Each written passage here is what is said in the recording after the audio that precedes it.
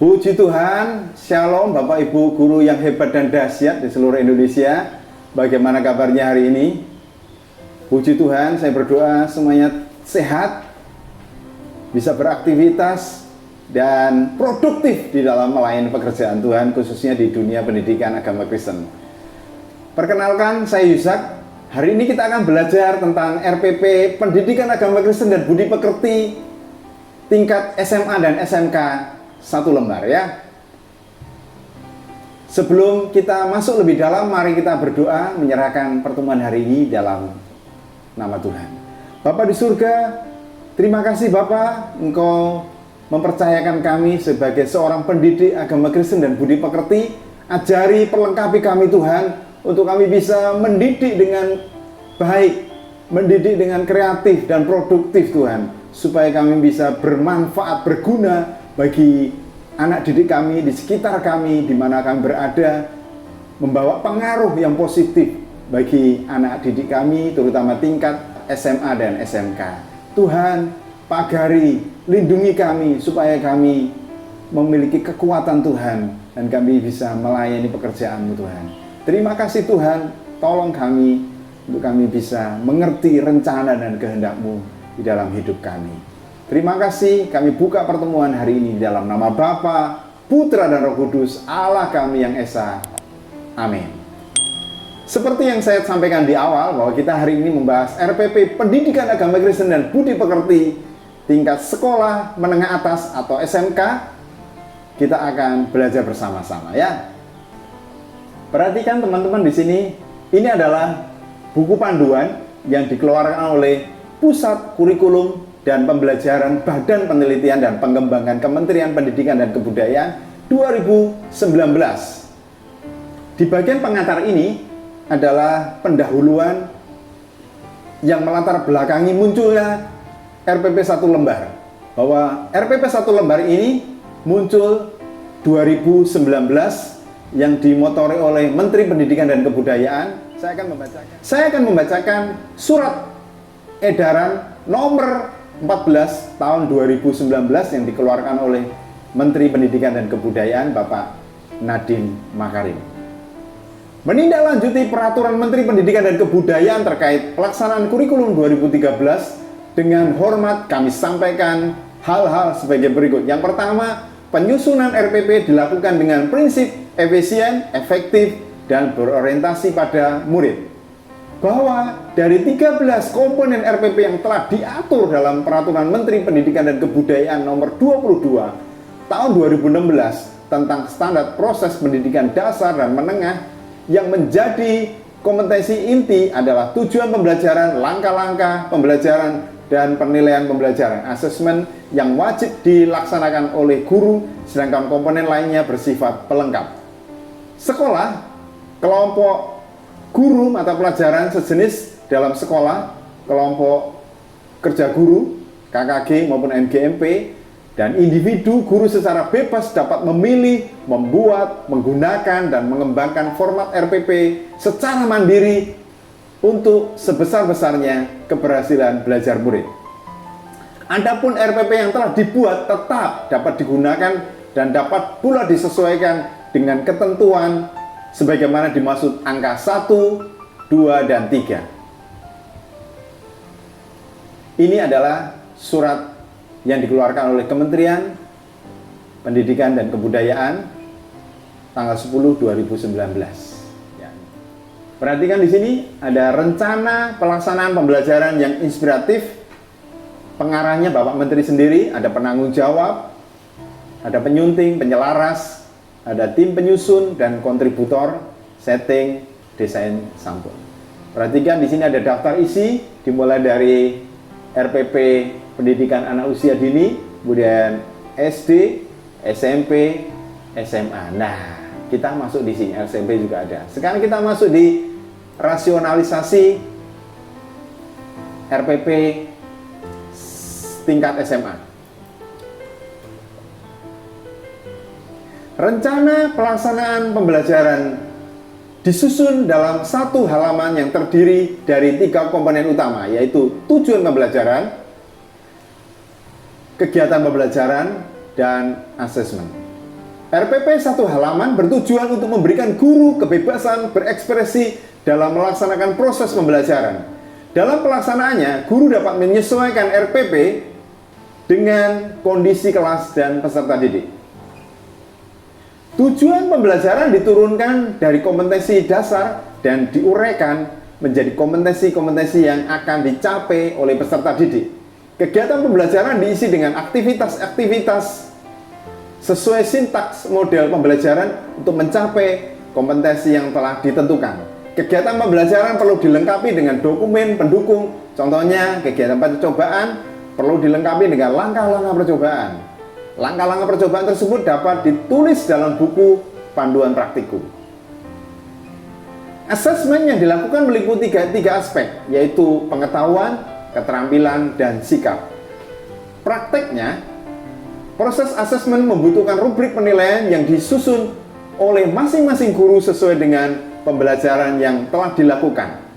Satu kegiatan dapat mencakup 3 aspek sekaligus.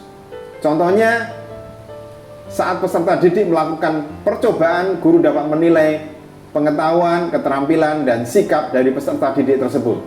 Setelah melaksanakan proses pembelajaran, teman-teman bisa melakukan refleksi terhadap diri sendiri sebagai salah satu bentuk asesmen formatif. Hasil refleksi tersebut digunakan sebagai masukan untuk pelaksanaan pembelajaran berikutnya. Oke, sekarang kita masuk di RPP Pendidikan Agama Kristen dan Budi Pekerti tingkat SMA maupun SMA. Perhatikan di sini. Di bagian atas saya tempelin link Telegram. Teman-teman yang punya Telegram silakan join, yang suka komunitas, ayo silakan join di sana. Bisa berbagi ilmu pengetahuan dan mendapatkan informasi yang terupdate dari pendidikan agama Kristen. Di situ juga saya munculkan link YouTube-nya, teman-teman bisa kunjungi juga YouTube-nya di sana ya. Materi ini dimulai dari di bagian awal, teman-teman bisa munculkan mata pelajaran, kemudian sekolahnya teman-teman tuliskan di sini, kelas, semester, KD-nya munculkan di sebelah sini. Kemudian kelas 10 ini kita start di materi tema karya Allah dalam keberbahagiaan. Alokasi waktunya adalah 2 pertemuan, 2 kali 45 menit. Tujuan pembelajarannya di sini adalah peserta didik dapat memahami dan menguraikan arti dan makna keberbahagiaan. Kemudian mereka juga bisa menyimpulkan dampak positif dan negatif dari keberagaman manusia. Dapat menerapkan gaya hidup rukun, toleransi di tengah perbedaan. Mereka bisa menemukan solusi ketika menjumpai konflik yang terjadi yang dipicu oleh perbedaan suku, budaya, maupun agama. Mereka juga diminta untuk mampu mendeskripsikan peran remaja Kristen di tengah perbedaan latar belakang suku, budaya, dan agama. Di bagian awal kelas, teman-teman ajak mereka berdoa, kemudian menyampaikan tujuan pembelajaran. Selanjutnya masuk apersepsi tentang karya Allah dalam keberbahagiaan dan penerapannya bagaimana saat ini. Di pertemuan pertama ini, teman-teman bisa tampilkan gambar atau video simbol Bhinneka Tunggal Ika ya, yang ada di lambang Garuda kita, tampilkan di sana. Kemudian eksplorasi sejarah, latar belakang, kekuatan yang mendasari lahirnya Sumpah Pemuda itu apa. Teman bisa minta mereka mengeksplor lahirnya, latar belakang tentang lahirnya Sumpah Pemuda. Kemudian mereka diminta menguraikan fakta dan makna keberagaman yang ada di Indonesia. Dari mulai tradisi, adat, kebudayaan, suku, ras, etnis, agama, dan menghubungkan dengan keunikan Allah dalam karya penciptaan. Kemudian mereka diminta mengeksplorasi latar belakang, kebenaran, makna dari 1 Petrus 3 ayat 15, juga Galatia 3 ayat 28. Ajak mereka diskusi, mengeksplorasi sejarah, arti dan makna semboyan Bhinneka Tunggal Ika, menyimpulkan alasan tokoh bangsa menerapkan semboyan tersebut, pengaruhnya apa, terus apa yang terjadi seandainya simbol tersebut bukan Bhinneka Tunggal Ika. Mereka diminta mengkontraskan demikian. Kemudian mendaftarkan hal positif dan negatif dari dampak hidup dalam keberagaman di Indonesia. Mereka diminta juga menganalisa pengalaman dalam menerapkan dan memaknai keberagaman di tengah keluarga. Jadi mereka masuk di tengah-tengah keluarga, pengalaman hidup mereka bagaimana di lingkungan RT, bagaimana di RW mereka juga bagaimana. Kemudian mereka diminta menemukan solusi apabila dijumpai gejolak atau konflik di rumah, di RT, RW mereka. Kemudian solusinya bagaimana? Ya, diminta mendaftarkan itu. Lalu mendaftarkan cara membangun hubungan pertemanan dan persahabatan tanpa memandang perbedaan itu bagaimana konsepnya. Mereka diminta mendaftarkan apa aja, konsepnya seperti apa, bagaimana penerapannya. Kemudian mereka diminta mendaftarkan prinsip penting dalam mewujudkan hidup damai di tengah perbedaan. Prinsip-prinsip dasarnya seperti apa, supaya tidak terjadi benturan-benturan dalam perbedaan. Lalu mendaftarkan hal-hal yang tidak boleh dilanggar, apa saja dalam mewujudkan kedamaian demi utuhnya Negara Kesatuan Republik Indonesia. Di bagian terakhir, minta anak didik kita melakukan refleksi pentingnya hidup rukun dan toleransi di tengah keberagaman. Jadi ini pertemuan pertama di kelas 10 semester genap. Sekarang kita masuk di pertemuan 2 di kelas 10 ini. Ajak mereka nonton tayangan video atau gambar Tuhan Yesus bersama dengan perempuan Samaria. Minta mereka mengeksplorasi latar belakang kebenaran dan makna dari Yohanes pasal 4 ayat pertama sampai 42. Kejadian pertama ayat 28 dan kejadian 11 ayat pertama sampai 9. Mereka juga diminta mengeksplorasi latar belakang sejarah, perkembangan, dan makna terbentuknya bahasa yang beragam melalui peristiwa Menara Babel. Itu ada di Kejadian pasal yang 11 ayat pertama sampai 9. Ajak mereka menganalisa, mendaftarkan sumber masalah dari perpecahan atau kekerasan. Semua agama mengajarkan hidup berdampingan secara damai, toleransi, mengasihi sesama, tapi faktanya kita jumpai praktek perbedaan. Mengapa demikian? Angkat itu di kelas, ajak mereka mendiskusikan dan memberikan solusinya. Mengapa diskriminasi terhadap warna kulit, suku, bangsa, budaya maupun agama rawan terjadi? Alasannya apa? Kemudian bagaimana negara menjamin ketenangan dalam keberagaman ini? Mendaftarkan solusi praktisnya buat mereka ya. Mereka diminta diskusi kelompok, mendaftarkan tokoh perjanjian lama dan perjanjian baru dalam hidup berdampingan dalam keberbahagiaan, menemukan masalah dan solusinya, lalu menyebutkan aktivitas dan respon Tuhan Yesus dalam melayani orang banyak bagaimana dalam keberbahagiaan ini. Karena Tuhan Yesus juga melayani orang-orang dalam berbagai macam suku, ras, budaya yang berbeda-beda. Jadi bukan hanya kita saja. Kemudian minta mereka mendaftarkan keteladanan dan sikap Tuhan Yesus dalam melayani orang banyak dalam kebahagiaan itu seperti apa keteladanannya. Mereka minta untuk menguraikan respon gereja dalam membuka diri terhadap keberbahagiaan sebagai sarana pemberitaan Injil menurut Galatia 3 ayat yang ke-28.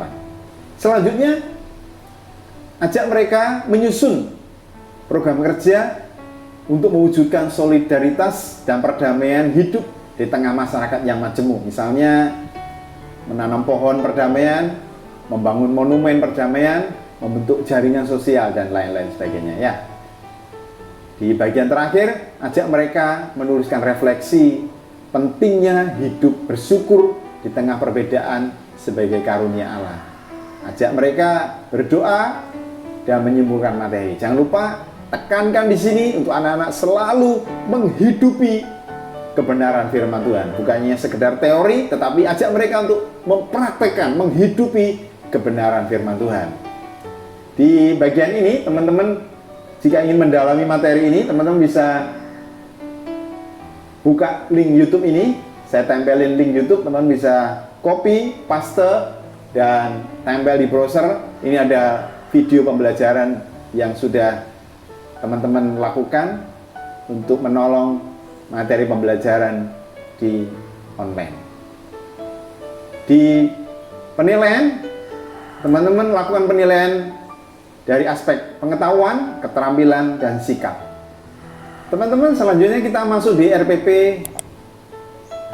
kelas 11. Formatnya sama ya. Formatnya sama. Ini KD-nya, ini materinya. Materi tentang kekeluargaku dalam gaya hidup modern. Tujuan pembelajarannya saya bacakan. Peserta didik dapat menjelaskan pengertian gaya hidup modern atau milenial masa kini, dapat mendeskripsikan bentuk gaya hidup modern atau milenial masa kini dalam keluarga. Selanjutnya dapat memaknai peran keluarga di tengah gaya hidup masa kini, mampu menyusun laporan pengamatan terhadap keluarga peserta didik tentang kecenderungan gaya hidup masa kini yang mempengaruhi keluarganya. Selanjutnya di kegiatan pendahuluan, teman-teman mulai di kelas dengan doa, menyampaikan tujuan pembelajaran di kelas, menyampaikan persepsi tentang keluargaku dalam gaya hidup masa kini dan penerapannya. Pertemuan pertama, teman-teman bisa ajak anak-anak untuk melihat tayangan keluarga Kristen yang milenial. Jadi ada banyak ilustrasi keluarga Kristen milenial. Kalau kesulitan bahan, teman-teman bisa buka di bukunya. Di buku panduan itu ada. Kemudian ajak mereka mengeksplorasi latar belakang kebenaran makna dari Matius 19 ayat 16 sampai 26.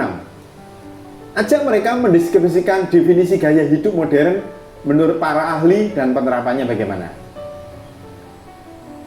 Lalu menemukan perbedaan keluarga tradisional dengan keluarga modern atau keluarga milenial sekarang. Buat perbedaannya apa, persamaannya apa. Lalu ajak mereka menganalisis karakteristik dan pengaruh gaya hidup milenial masa kini. Apakah mencerminkan semangat, budi pekerti, nilai efektivitas, efisien, praktis, profesional, manusiawi, menghargai waktu, mendukung spiritual, dan lain-lain sebagainya. Teman-teman bisa tambahkan sendiri ya. Ajak mereka melakukan diskusi kelompok yang mengeksplorasi keluarga muda yang kaya. Itu ada di Matius pasal 19 dan Markus 10 dan Lukas 18. Ajak mereka mengeksplorasi model keluarga muda yang kaya. Tugasnya adalah mereka menemukan karakter keluarga tersebut. Semangat hidupnya digerakkan oleh apa, menemukan kekuatan, motivasi hidup, tujuan hidup, masalah yang terjadi, respon terhadap masalahnya bagaimana yang dihadapi, apakah dia gagal atau berhasil, mengapa, solusi yang diambil. Kemudian minta mereka menyimpulkan ending dari kisah tersebut bagaimana, kemudian menemukan makna dan implikasi dari Matius 19 tadi. Lalu minta mereka menganalisa respon dan pengaruh keluarga Kristen milenial dalam menjalani modernisasi. Mendaftarkan peran keluarga Kristen di tengah tantangan tren gaya hidup masa kini. Bagaimana daftarnya? Selanjutnya menyebutkan sumbangsih keteladanan keluarga Kristen itu apa dalam menyelamatkan generasi gereja. Karena penting, teman-teman, kita sebagai keluarga Kristen milenial masa kini harus punya gaya hidup keteladanan sesuai karakter Kristus. Kemudian mendaftarkan aktivitas keluarga Kristen yang dapat membendung tren negatif yang merusak generasi gereja itu apa aja. Di bagian terakhir dari pertemuan pertama ini, minta mereka menuliskan refleksi sebagai anggota keluarga yang hidup dalam firman Tuhan. Menuliskan refleksi, dikirim ke guru, dan guru memberikan penilaian atas hasil karya anak-anak. Itu pertemuan pertama. Kita sekarang masuk di pertemuan yang kedua. Di pertemuan kedua ini, guru mengajak peserta didik mengamati video atau tayangan gambar keluarga Yakub, mengeksplorasi latar belakang, kebenaran, makna kejadian 35 ayat 22b sampai 29 mendaftarkan bentuk gaya hidup milenial masa kini itu apa aja, kemudian mendaftarkan indikasi keluarga Kristen milenial masa kini yang positif tentunya. Kemudian ajak mereka untuk diskusi kelompok, mengeksplorasi kehidupan keluarga Yakub. Tugasnya adalah menemukan karakter keluarga Yakub ini bagaimana, semangat hidupnya bagaimana, digerakkan oleh apa, menemukan kekuatan dari keluarga Yakub ini bagaimana, motivasinya hidup bagaimana, tujuan hidupnya bagaimana, ada masalah apa di sana, kemudian respon terhadap masalah tersebut, apakah gagal atau berhasil, mengapa, solusinya yang diambil itu apa. Lalu mereka diminta menyimpulkan ending dari kisah tersebut apa. Di bagian tugas kelompok ini, mereka diminta memaknai implikasi dari keluarga Daud, hubungannya dengan kehidupan mereka itu apa. Selanjutnya, anak-anak memberikan analisa nyata bahwa aktivitas rohani dan gaya hidup Kristen dapat membendung tren negatif masa kini. Lalu menganalisa karakter keluarga saya, bagaimana sebagai agen perubahan bagi keluarga orang lain. Membuat poster kreatif, ajakan untuk menjadi anggota keluarga yang menjadi berkat bagi orang lain. Di bagian terakhir dari pertemuan itu, mereka diberi tugas untuk menuliskan refleksi sebagai anggota keluarga yang menerapkan karakter Kristus di tengah masyarakat. Lalu ajak mereka doa dan memberikan penekanan bahwa pentingnya menghidupi kebenaran firman Tuhan. Teman-teman jika ingin mengeksplorasi, mendalami materi ini, teman bisa lihat link YouTube ini, copy, paste, dan buka di sini ada video pembelajaran yang teman-teman sudah mempraktekkan video pembelajaran ini di online. Demikian RPP tingkat 11. Sekarang kita masuk RPP kelas 12. Temanya adalah keadilan sebagai hidup orang beriman. Tujuan pembelajarannya, peserta didik dapat mendeskripsikan makna keadilan menurut Alkitab dan mengaitkan dengan realitas yang ada, dapat membuat karya yang berkaitan dengan keadilan, demokrasi, dan hak asasi manusia dalam perspektif iman Kristen. Dapat merancang kegiatan yang berkaitan dengan keadilan, demokrasi, dan HAM. Kita masuk di pendahuluan sekarang. Ajak mereka doa dan menyampaikan tujuan pembelajaran yang akan dibahas di kelas itu. Menyampaikan persepsi. Di pertemuan pertama, ajak mereka untuk mengamati gambar atau simbol timbangan atau peradilan. Minta mereka mengeksplorasi latar belakang, kebenaran, dan makna dari Mazmur 145 ayat 17, kemudian Sefanya pasal 3 ayat yang kelima.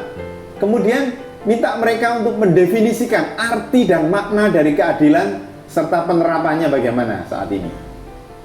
Kemudian minta mereka menganalisa alasan seseorang merampas hak sesamanya dan bertindak semaunya. Kenapa mereka melakukan seperti itu? Kemudian menemukan penyebab seorang berlaku tidak adil itu kenapa? Membedakan latar belakang suku, ras, dan agama. Menyebutkan penyebabnya itu apa dengan mendaftarkan ya. Mereka diminta menemukan landasan utama dalam mewujudkan demokrasi dan hak asasi manusia. Itu apa? Kemudian mengklarifikasi prinsip hubungan antara keadilan, demokrasi, dan HAM. Itu apa? Lalu mereka diminta untuk menemukan standar keadilan yang berlaku di masyarakat. Itu apa aja standar-standarnya? Mendaftarkan undang-undang yang mengatur keadilan sosial di Indonesia dan penerapannya. Lalu mereka diminta menguraikan cara pemerintah mewujudkan keadilan sosial bagi seluruh rakyat Indonesia itu bagaimana penerapannya. Nah, ini yang menarik. Ajak mereka melakukan diskusi kelompok dan presentasi kelompok tentang menjadikan keadilan sebagai penopang terwujudnya demokrasi dan HAM. Tugas mereka adalah mendaftarkan cara menerapkan prinsip demokrasi dan hak asasi manusia di Indonesia. Lalu Apakah keadilan dan kesejahteraan dan kemakmuran yang dicita-citakan pendiri bangsa telah terwujud? Mereka diminta mendaftarkan hal-hal yang dapat saya lakukan sebagai remaja Kristen dalam mewujudkan keadilan. Lalu, jika saya diizinkan Tuhan menjadi pemimpin, bupati, gubernur, anggota DPD, DPRD, sebagai orang Kristen, hal dan prinsip apa yang akan saya terapkan sebagai seorang pemimpin bangsa? Setelah mereka melakukan diskusi kelompok, mereka diminta untuk menganalisa praktek peradilan bisa diperjualbelikan. Bagi kalangan berduit, peradilan bisa dibeli, sementara pencuri ayam dihukum seberat-beratnya. Menemukan latar belakang masalahnya, wajah peradilan di Indonesia, kesenjangan sosial, kekuatan hukum, dan solusinya. Mereka juga diminta merencanakan kegiatannya yang berkaitan dengan keadilan, demokrasi, dan hak asasi manusia. Kegiatannya apa aja yang bisa diterapkan. Kemudian mereka membuat karya kreatif berupa bingkai foto atau mading yang berkaitan dengan keadilan. Selanjutnya mereka diminta menceritakan pengalaman pribadi dalam berinteraksi dengan teman secara adil dan benar. Di bagian akhir, ajak mereka berdoa dan berikan refleksi tentang keadilan, demokrasi, HAM dalam perspektif iman Kristen. Selanjutnya kita masuk di pertemuan yang kedua. Pertemuan kedua ini teman-teman bisa awali dengan contohnya tayangan gambar atau video Salomo bersama dua perempuan saat memutuskan perkaranya. Ya, mereka diminta mengeksplorasi latar belakang kebenaran makna dari kitab Amos pasal 5 ayat 7 sampai 13. Kemudian ayat 21 sampai 27, juga Yeremia pasal 9 ayat 24. Kemudian mereka mendefinisikan arti kata sedet dan mispat. Ini ada di buku, tapi kalau mereka ingin lebih luas, bisa browsing di online, khususnya yang sesuai dengan standar kebenaran firman Tuhan ya, yang valid, bagaimana makna dan definisi dari sedek dan mispat ini, penerapannya bagaimana dalam iman Kristen. Minta mereka mendeskripsikan makna keadilan menurut Alkitab dan mengaitkan dengan realitas masa kini. Kemudian mereka diminta membedakan standar keadilan menurut Alkitab dan yang bukan sesuai standar Alkitab bagaimana. Buat perbedaannya ya. Lalu menemukan masalah yang terjadi akibat ketidakadilan dan solusinya itu apa. Selanjutnya mengklarifikasi prinsip hubungan antara keadilan, demokrasi, dan HAM menurut Alkitab. Mereka diminta menemukan cara mewujudkan keadilan dan kebenaran sebagai remaja Kristen di rumah, sekolah, maupun di lingkungan. Mengklarifikasi hubungan antara keadilan dan kebenaran menurut Alkitab. Apa yang terjadi apabila salah satunya diabaikan? Pasti akan pincang. Angkat itu supaya mereka juga mendalami dan mengeksplorasi dua kebenaran ini, keadilan dan kebenaran. Ini ada hubungannya bagaimana? Hubungan timbal baliknya. Lalu menganalisa munculnya pertikaian atau konflik atas dasar ketidakadilan karena perbedaan ras, agama, maupun budaya. Lalu teman-teman bisa ajak mereka untuk diskusi kelompok tentang eksplorasi praktek peradilan pada masa zaman Raja Salomo. Tugas mereka adalah mengeksplorasi latar belakang, budaya, perjanjian lama terkait dengan praktek peradilan bagaimana. Tentunya berbeda dengan zaman sekarang. Kemudian mereka diminta mendeskripsikan latar belakang, kronologi kejadian, pertikaian, konflik, akar masalah, dan solusinya bagaimana. Di bagian C, menemukan pendekatan dan sikap Raja Salomo dalam mengelola keputusan. Karakternya bagaimana, kekuatan alasannya, respon kedua perempuan tersebut bagaimana, kemudian respon masyarakat bagaimana, mengapa keputusan yang diambil sebagai keputusan yang adil dan benar, bahkan memiliki makna bagi kita. Apakah proses pengambilan keputusan Salomo melibatkan Tuhan? Nah, ini yang menarik. Ajak mereka menemukan ini alasannya. Apakah proses pengambilan keputusan yang diambil oleh Salomo itu sesuai standar? Apakah melibatkan Tuhan? Berikan buktinya gitu. Mereka diminta buktinya apa. Lalu menganalisa kebijakan peradilan di dunia atau di Indonesia yang menerapkan keputusan seperti yang Salomo ambil, apa aja kebijakan contohnya.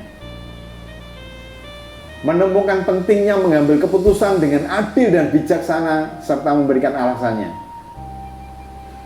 Memberikan bukti bahwa setiap pengambilan keputusan yang saya ambil apakah melibatkan Tuhan. Menuliskan implikasi dalam menerapkan hidup berkeadilan sebagai remaja Kristen. Setelah mereka melakukan diskusi kelompok, ada tugas lagi, yaitu mereka menganalisa fakta bahwa Allah adalah kasih, penuh cinta. Tetapi mengapa dia juga menghukum umatnya? Ini menarik ya. Allah kan kasih, tapi mengapa Allah juga menghukum? Nah, tugas mereka adalah menemukan alasan mengapa Allah juga menghukum umatnya. Di mana letak keadilan Allah? Buktikan bahwa keadilan Allah adalah absolut dan sempurna. Selanjutnya, mereka diminta menemukan cara mengetahui bahwa keputusan yang saya buat adalah keputusan yang sesuai dengan kehendak Tuhan. Apa aja indikasinya kalau keputusan yang saya buat adalah keputusan yang sesuai kehendak Tuhan? Lalu mereka diminta membuat puisi atau doa atau karya kreatif terkait penerapan hidup adil dan hidup benar. Mereka diminta menuliskan refleksi hidup berdampingan dalam perbedaan iman sesuai keadilan dan kebenaran Allah. Di bagian terakhir, ajak mereka berdoa dan juga menyimpulkan materi dan tekankan dalam kesimpulan itu pentingnya hidup berkeadilan sebagai wujud hidup orang beriman. Di sini ada linknya lagi, teman-teman bisa lihat, copy, paste, dan lihat ada link materi pembelajaran di sana. Di bagian terakhir ada penilaian pengetahuan, keterampilan, dan sikap. Teman-teman bisa terapkan, gunakan ini sekreatif mungkin dalam mengajar di kelas. Demikian teman-teman, kurang lebihnya RPP Pendidikan Agama Kristen dan Budi Pekerti, khususnya tingkat SMA dan SMK. Mari kita tutup bagian ini dengan doa. Bapa di surga, terima kasih Bapa untuk waktu yang Kau berikan untuk kami bisa melayani anak didik kami. Pakai kami Tuhan untuk mengajar dengan segenap hati kami, dengan segenap jiwa kami. Perlengkapi kami Tuhan dengan kemampuan dan dengan otoritas yang dari Tuhan. Pakai kami Tuhan supaya kami bisa menyeberangkan ilmu pengetahuan, kebenaran-Mu ini kepada hidup mereka. Juga keteladanan hidup kami, sikap kami, tutur kata kami, perbuatan kami Tuhan mempengaruhi, mengubah hidup anak didik kami. Tolong kami Tuhan untuk kami bisa mengajar sesuai standar kebenaran firman. Terima kasih Bapa, kami serahkan hidup ini kepada Engkau. Terima kasih Bapa, kami serahkan semuanya ke dalam tangan kuasa-Mu. Di dalam nama Bapa, Putra dan Roh Kudus, Allah kami yang Esa.